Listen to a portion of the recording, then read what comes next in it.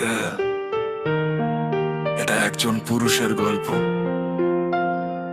যে হারে তবুও থামে। ছেলে বলে কাদা মানা, শক্ত থাকতে হয়, স্বপ্ন বাদ দিয়ে অন্যের দায়িত্ব বয়ে যায়। মা বাবা স্ত্রী সন্তানের চাহিদার ভিড়ে নিজের জীবনটাই হারিয়ে যায় ধীরে ধীরে। টাকা থাকলে সবাই আপন, না থাকলে কেউ না, নিজের কষ্টটা থাকে শুধু নিজেরই জানা। তবু থামি না আমি, ভেতরে আগুন জ্বলে, ভেঙেও দাঁড়িয়ে থাকি, হারার সুযোগ নেই বলে।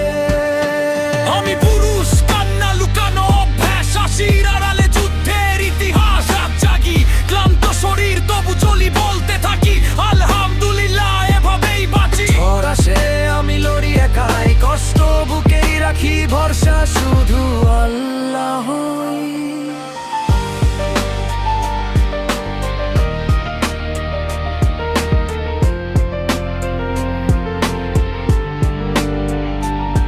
বন্ধু বদলাই, সময় বদলাই, বদলাই শহর, কিন্তু দায়িত্বের বোঝা হয় না কম।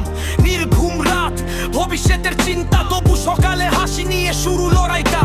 সম্মান চাই, একটু দোয়া আর বিশ্বাস, পড়ে গেলে শুধু একবার দিও পাশে হাত। আমি পুরুষ, নীরব আমার কান্না, ভেতরে ঝড়, বাইরে শুধু হাসি বানানো। একদিন সব অন্ধকার শেষ হবে, ইনশাআল্লাহ নতুন সূর্য উঠবে।